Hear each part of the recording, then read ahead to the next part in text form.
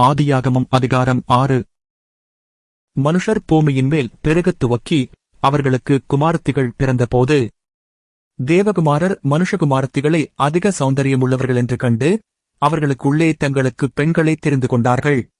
அப்பொழுது கர்த்தர், என் ஆவி என்றைக்கும் மனுஷனோடே போராடுவதில்லை, அவன் மாம்சந்தானே, அவன் இருக்கப் போகிற நாட்கள் 120 வருஷம் என்றார். அந்நாட்களில் ராட்சதர் பூமியிலே இருந்தார்கள்.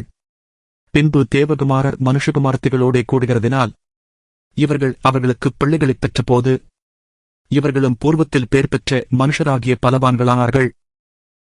மனுஷருடைய அக்கிரமம் பூமியிலே பெருகிறது என்றும் அவன் இருதயத்து நினைவுகளின் தோற்றமெல்லாம் நித்தமும் பொல்லாததே என்றும் கர்த்தர் கண்டு தாம் பூமியிலே மனுஷனை உண்டாக்கினதற்காக கர்த்தர் மனஸ்தாபப்பட்டார். அது அவர் இருதயத்துக்கு விசனமாயிருந்தது. அப்பொழுது கர்த்தர், நான் சிருஷ்டித்த மனுஷனை பூமியின் மேல் வைக்காமல் மனுஷன் முதற்கொண்டு மிருகங்கள், ஊரும் பிராணிகள், ஆகாயத்து பறவைகள் பரியந்தமும் உண்டாயிருக்கிறவைகளை நிக்கிரகம் பண்ணுவேன். நான் அவர்களை உண்டாக்கினது எனக்கு மனஸ்தாபமாயிருக்கிறது என்றார். நோவாவுக்கோ கர்த்தருடைய கண்களில் கிருபை கிடைத்தது. நோவாவின் வம்ச வரலாறு. நோவா தன் காலத்தில் இருந்தவர்களுக்குள்ளே நீதிமானும் உத்தமனுமாயிருந்தான். நோவா தேவனோடே சஞ்சரித்துக் கொண்டிருந்தான். நோவா, சேம், காம், யாப்பேத் என்னும் 3 குமாரரைப் பெற்றான். பூமியானது தேவனுக்கு முன்பாகச் சீர்கெட்டதாயிருந்தது. பூமி கொடுமையினால் நிறைந்திருந்தது. தேவன் பூமியைப் பார்த்தார். இதோ அது சீர்கெட்டதாயிருந்தது. மாம்சமான யாவரும் பூமியின் மேல் தங்கள் வழியை கெடுத்துக் கொண்டிருந்தார்கள்.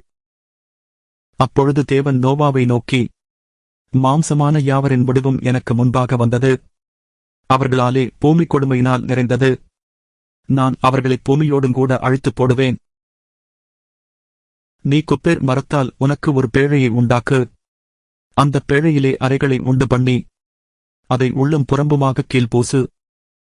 நீ அதை பண்ண வேண்டிய விதம் என்னவென்றால், பேழையின் நீளம் 300 முழமும் அதன் அகலம் 80 முழமும் அதன் உயரம் 30 முழமுமாயிருக்க வேண்டும்.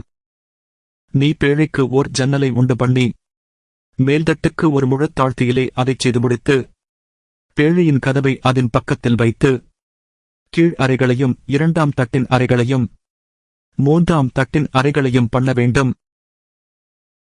வானத்தின் கீழே ஜீவசுவாசமுள்ள சகல மாம்சஜந்துக்களையும் அழிக்க நான் பூமியின் மேல் ஜலப்பிரளயத்தை வரப்பண்ணுவேன். பூமியிலுள்ள யாவும் மாண்டுவோம். ஆனாலும் உன்னுடனே என் உடன்படிக்கையை ஏற்படுத்துவேன். நீயும் உன்னோடே கூட உன் குமாரரும் உன் மனைவியும் உன் குமாரரின் மனைவிகளும் பேழைக்குள் பிரவேசியுங்கள்.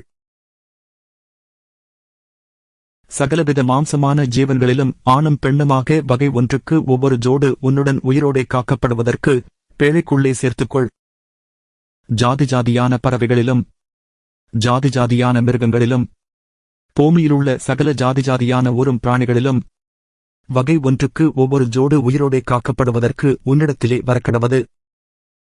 உனக்கும் அவைகளுக்கும் ஆகாரமாக சகலவித போஜன் பதார்த்தங்களையும் சேர்த்து உன்னிடத்தில் வைத்துக்கொள் என்றார். நோவா அப்படியே செய்தான். தேவன் தனக்கு கட்டளையிட்டபடியெல்லாம் அவன் செய்து முடித்தான்.